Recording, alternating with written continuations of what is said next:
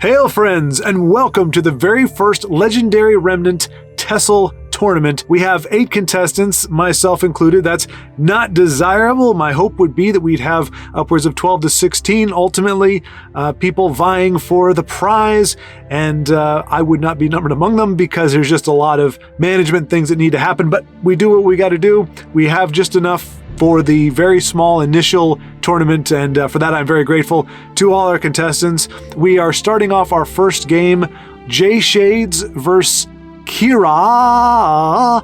Lots of A's at the end, but screen name that you'll see is Kevin. Here's the deck list that was submitted.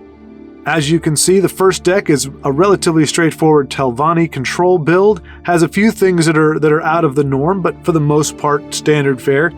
The second deck is a Dominion deck, which you just don't see a whole heck of a lot of, but this one is using the healing mechanic to generate creatures on the board, and also, a Ring of Namira build that allows the healing to be turned into an offensive weapon. And deck 3 is a control Ebonheart deck that many of you are probably familiar with, using a lot of lethal pings and things of that nature to ramp and usher in a very devastating and powerful late game. Also see a Mundus Stone in there for a little RNG assistance and all. But ultimately, Jshadz decided to ban deck 3, the Ebonheart, so Kevin will be going into the game with his Telvanni and Dominion lists. Jshad's first list is a Goblin Scout deck that isn't just necessarily pure aggro. It uses sheer point and curses and things to help remove things from the board, as well as allow for an aggressive push. His second deck is what looks to me to be Control Dagoth. You could argue that it's mid-range as well. It's got a lot of reach, but it does also run a hefty amount of removal for various situations and circumstances. I think it's definitely built for a mid to late game, very strong late game. It definitely has a few elements in there that you don't typically see, and then quite a few that have been familiar with the Dagoth build. And his third deck seems to be very similar in composition to the Dagoth list, just in the Hlaalu colors. Very solid mid-range elements there, with a good deal of removal and some big boys to close out the game if it happens to go late. And Kevin opted to ixnay the Goblin Scout list, getting rid of aggro and choosing to take his chances and test his matchup against the more mid-range and control decks that Jshadz was bringing to the table. And there's the setup. The rules are simple. It's a best of 3. You submit 3 decks, 1 gets vetoed, and then you have to win 1 game with each of the 2 remaining decks. So we're going to go ahead and jump right in to the first game of the tournament and see what happens. Greetings. Thank you. And here we are witnessing the very first game of the tournament between Jshadz and KevinEisenfaust? KevinEisenfaust. We'll call him Kevin and Jshadz. And I'm going to try to give you a little background when things slow down, but for the moment we will just stay with the action here. Kevin running I believe he's a drain-centric deck. Pardon my flustering here, I'm trying to jump into this. As we can see, he's got a ton of drain creatures. He's going to be pairing that with the Conjurer Spirit in order to fill up the board. Jshadz, I believe this is a relatively straightforward Hlaalu deck, which is great to see, as we just talked about in the actual game the other day, that you just don't see a lot of Hlaalu. So we're getting to see some good Hlaalu. It's, I would say, mid-range, since we are seeing Unstoppable Rage and Piercing Javelin, so we're seeing some elimination cards. Let's see, I'm trying to pull up his list here. See if he is running. He's running the douche. So Jshadz does have support removal. He's going to want to find that very soon. Although I will say, right now he's off to a great start with a very, very strong board presence. We're not seeing any answers over here, really, with in Kevin's list at the moment. I mean, Ebonheart could come down. We know she's probably going to eat a Javelin. If he does, he can't play 2 cards this well. Yeah, I guess you could play Bruma and Giant Bat, and that's what we will see. And he's going to do that in order to trigger the Wolf Machine, the Conjurer Spirit. Again, definitely on the back foot here. that the lion is a really big deal. And I want to see... I'll be a little better organized next time. Do apologize. So Kevin's list, he is running... Okay, he's running the drain. His Ebonheart deck was the one that had been banned, so he is running... he is running javelins, so he does have potential in his deck for removal. Right now, it does, there is a pretty good synergy that his deck has, being on the back foot right now, being so drain heavy, he is going to probably be able to slow Jshadz down somewhat. And I don't know, we may even see a javelin on the 3-2 just to... Nope, okay. I mean, that would have seemed a little bit excessive, but then again, that is right now one of the bigger health drains. And he does draw into the douche. So the douche will come down and remove Kevin's support, unfortunately. Well, I say unfortunately, I'm going back and forth here. Right now, Jshadz has a huge advantage, so I don't have favorites here. It's just I automatically kind of switch to the underdog, or if we want to see them kind of make a comeback or get into the game. But we're probably not going to see that. Although Kevin definitely make a great showing. That the Dawnstar healer doing some really heavy lifting there. And as I said, we probably always mindful of the piercing javelin. Jshadz has one turn away from Unstoppable Rage, which would pretty much clear out the entire left lane. If he can get a creature big enough down on that side, douche isn't going to be what he wants, since that will have to trade. So we probably won't see a Rage on that lane next turn then, but he definitely wants to remove the card draw. And just in that fast, I mean, as I'm just trying to gather my stuff, we do see the kind of the game breaking even again, with Kevin actually pulling away in the life total.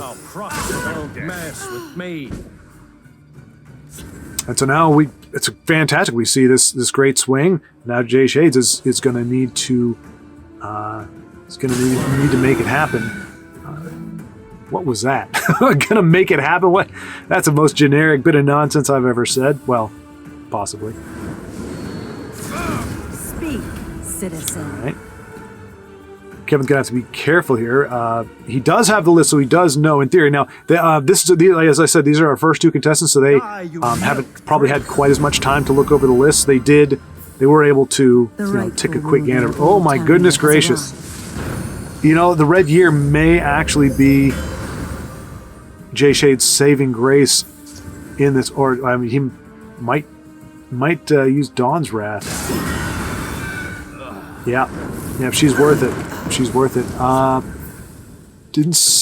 Well, yeah, Piercing Javelin, with Kevin having Piercing Javelin in hand, it's a pretty good bet that he would have been able to drain for a lot more.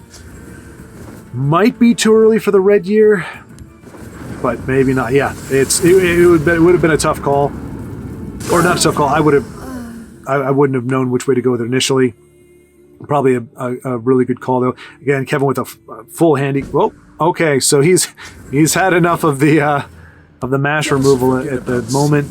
It's going to give Jshadz a chance to build up the board. Will he? Yes, he'll be able to. Oh, what a great pick by the Gray Fox. Gray Fox, have I got that right? The Gray Fox, indeed. Gray Fox. So we've got a fantastic match here. Early on, it looked like Jshadz was going to run away with it, and now it is swung back, and he is certainly not out. I mean, this is a great board state, and Kevin, I do not believe he is running 2 Dawn's Wraths in his list, so he does also have mash removal. In terms of reach, lightning bolts, he's got Razzle Madazzle, of course. Ring of Dimir, if he pulls into that, it could really be some trouble. Back up to 30 life, down to his last 2 runes initially. And we may see Aren and Territorial Viper come down now. What a great match. What a fantastic match to start it out with. Not having nothing to do with my talking, but by gum, just seeing the turns. And he gets his red year back. And look at this. we're pretty much back neck and neck. This is exciting. This is fantastic. And poor Aaron, she cannot stay on the board to save her life. Had 2 tries at it. 2 tries in decks that do not run Reincarnate. Reincarnate? Yeah, whatever. So this is fantastic. Showing here. I will spill your blood. Battle.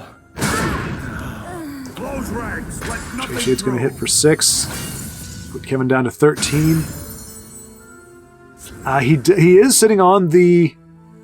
What is he? The Chanter, which is going to help him heal for a nice chunk.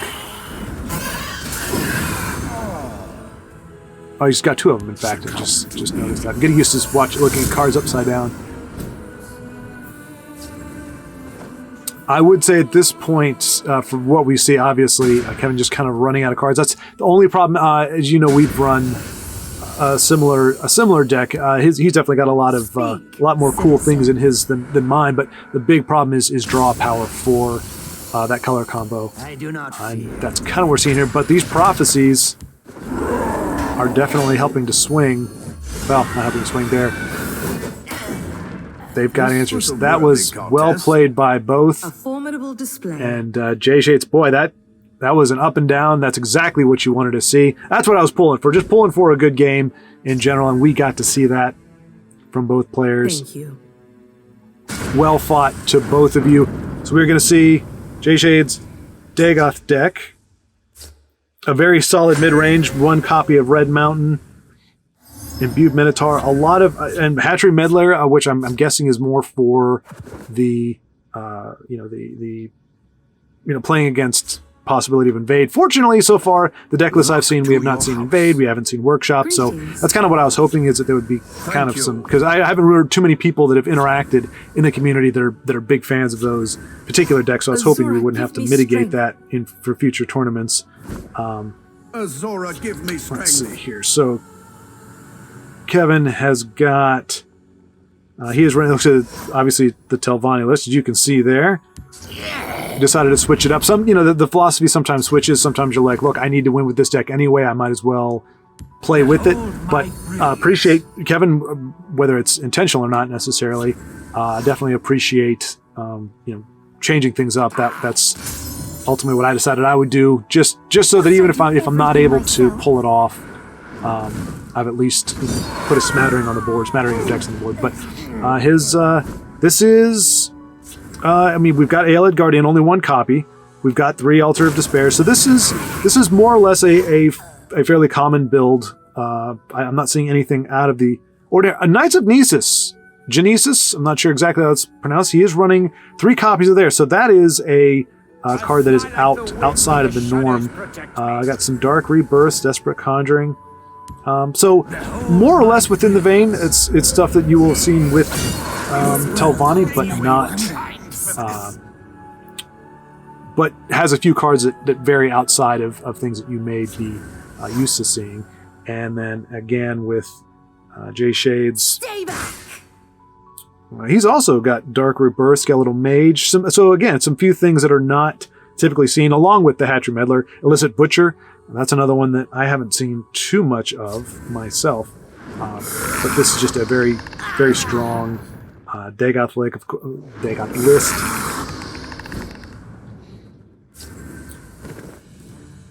Does run Red Year and Unstoppable Rage, so yeah, this is Jshadz will be able to go the distance with Telvanni, which is again great for the matchup.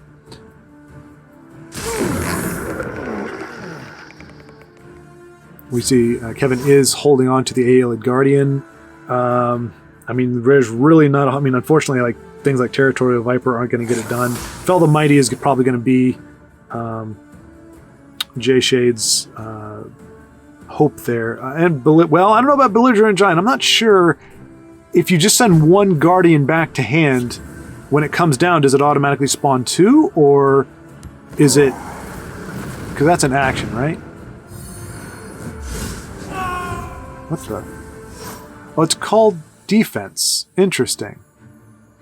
Huh. Okay, so yeah, I'm not entirely sure. I don't think I've seen that happen before. Must I do everything myself? and Sanctuary Pet to hold down the giant. Too bad that can't happen in Skyrim, actually. I thought we might see a sacrifice there of Cat's Paw, but Careful there, friend. is that really what she's called? Yeah, Cat's Paw.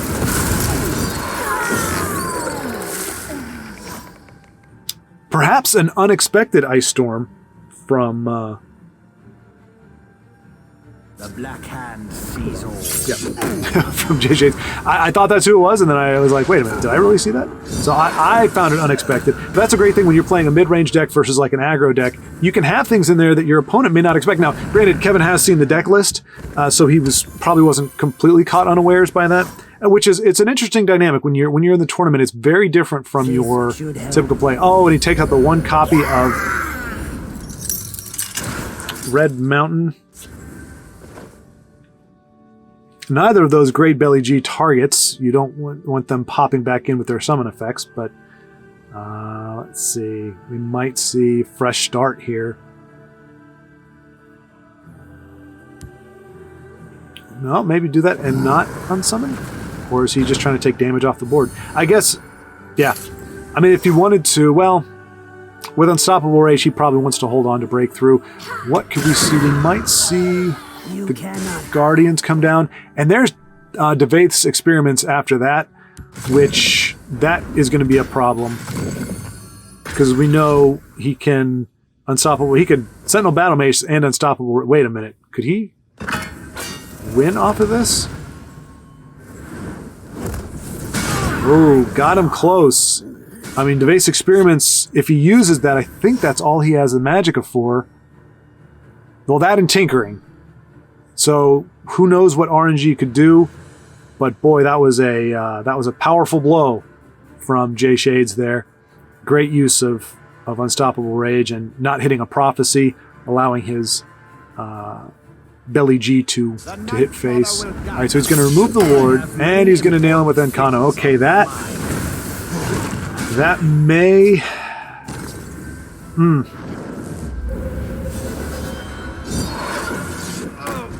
That may do it. And that will do it. So, Nicely done. yeah, we got a little RNG as we saw earlier in the week. The Telvanni list, very capable. Razumdar is going to be great. Jshadz just says, good game. This was a worthy Clean death. So the series is now tied up 1-1. So Kevin will have to retire his Telvanni list. But hey, I'm just excited. I know it sounds unprofessional, but I'm not a professional. I'm just doing this for fun. Just to be excited, like we're actually seeing the beginning of the tournament here. And so if we can just, if we have everybody that's, I mean, they got their decks in quick. It was pretty much a, couple hour turnaround. In fact, it would have been faster if I'd been able to get Jshad's deck lists out to them sooner, but it's just very exciting to see this in play. Kind of getting rid of some high cost. Oh, Hand of Dagoth in the opening hand. That already gives some significant nod to Jshadz there.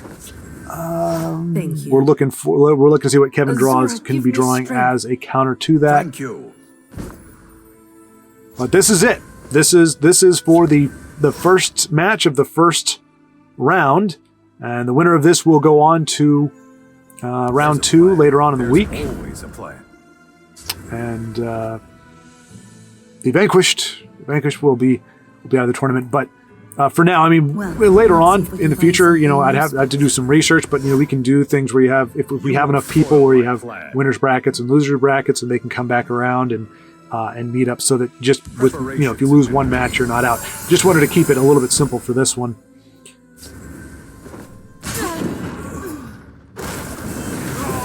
All right. Little surprised. I thought maybe Red Mountain might come out, but I think Jshadz has seen Kevin is very quick and very able to go on the aggressive. I mean, obviously neither of these are particularly control games, but that if you leave a card on the board, you're going to be going down fast. We do see very nice premium Hand of Dagoth come down. I'm trying to see what. We see you waking. and sleep. And the Awakened Sleeper, as creepy, Awakened Dreamer, as creepy as she is, as unsettling as her presence may be, and as chilling as her voice line is, she's a great card, especially if you've got a hand on board. Interesting, Kevin goes for the, to eliminate the potential Snowball character, or creature, versus the Drain, so, and like I said, I'm happy to learn from everybody. Jshadz, I'm not sure. I think he played me with this deck, and between that and Mentor's Ring and Unstoppable Raid, no, I don't think on Raid. I think it was Mentor's Ring, and just having Hand of Dagoth Stick, he was able to. I think he, if I'm not mistaken, he has Swift Strike. This one recommends. No, I was mistaken. Got no Swift Strike here.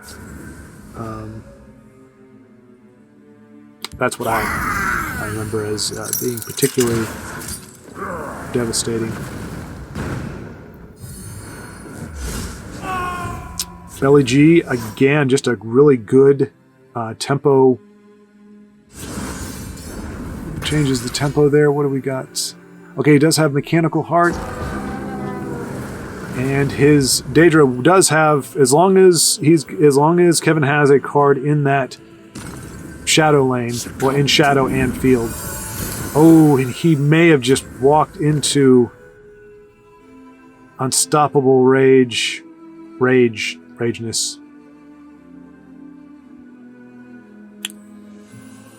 Jshadz may be doing some quick calculations there.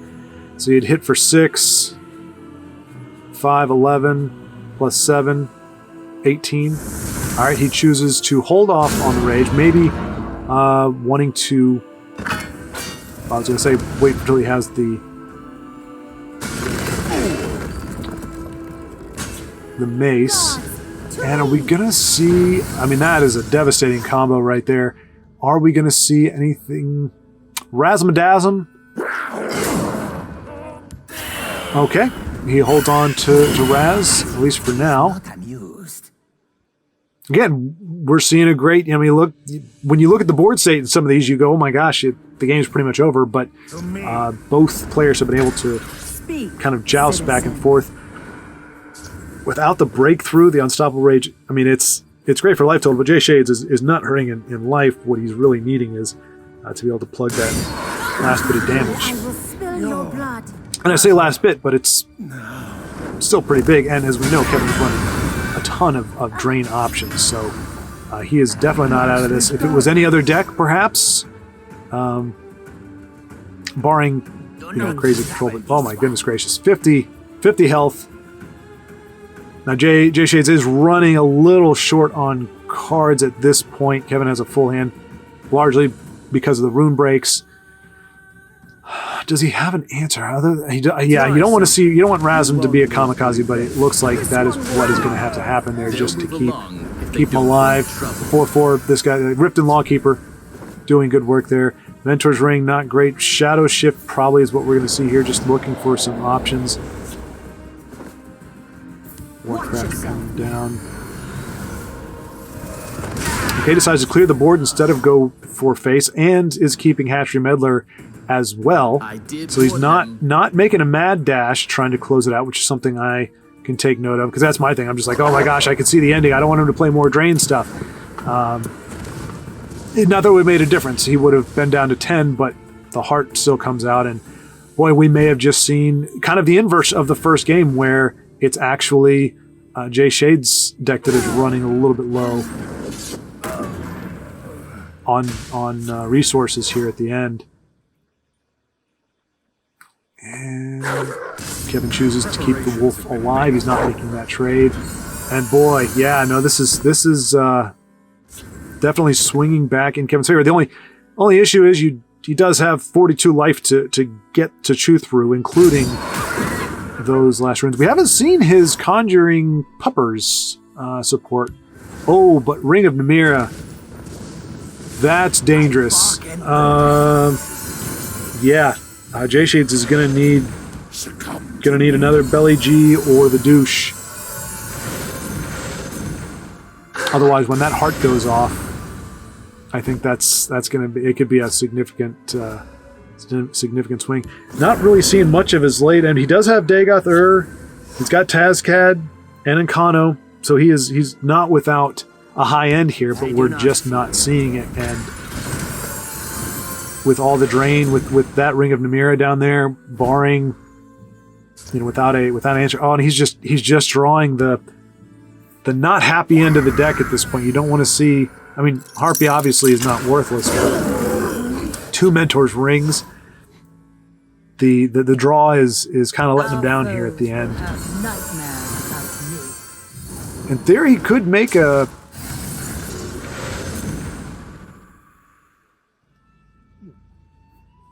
Turn things around. It wouldn't take much, but now here they are, pretty much tied in health. But we know that Kevin has got the mechanical heart in play, so he's actually got 34 life and 2 runes left to work with. Skeletal Mage should be able to take out, because I know he's got hand, and I believe it goes off of power. Yeah, so he can consume his Minotaur, or he's just going for lethal. I guess that either way works. Hand of Dagoth could have worked. He had several options there, but I think that also does that also give him the lethal? I believe that's how that works. Yeah, I think because he consumed a lethal creature, he got lethal. And as a 4/5, no, I think that's still suicide against Pointing Wall of Spikes. Boy, I mean, Kevin's living the dream right now. Having Namira down there without an answer. Ooh! Oh, I have not seen that happen before. Have you seen that happen before? I have. This Pointy Wall of Spikes took itself out. That was crazy. I have never seen that in my entire life. But yeah, like I said, having the dream is having Namira down with a ton of drain. And oh my gosh, that not quite. He does have the lightning bolt. He's 1 off of lethal. Red Year, very fortunate drop. And that's going to buy him some time, but unless he can find a drain creature and slap that ring on it, this is probably going to be the end. I mean, it is so close right now. Oh, and that does it. That'll do it. And the lightning bolt. Wow. And we see a healed Dominion actually taking the field. Well played to both. Again, 3 great games. And there you have it. The very first game of the tournament is done. Kevin takes it 2-1 in a highly contested series. I would say in every single game, I don't know about you, I couldn't have told you who was going to win at any given point. Turn 3, turn 4, turn 5, every turn, it seemed like the upper hand shifted back and forth. Heck of a lot of fun to watch. Kevin will go on to the next round. Jshadz, thank you so much for playing. I appreciate it. I hope to see you in the next one. And yeah, we'll be hopefully being able to broadcast.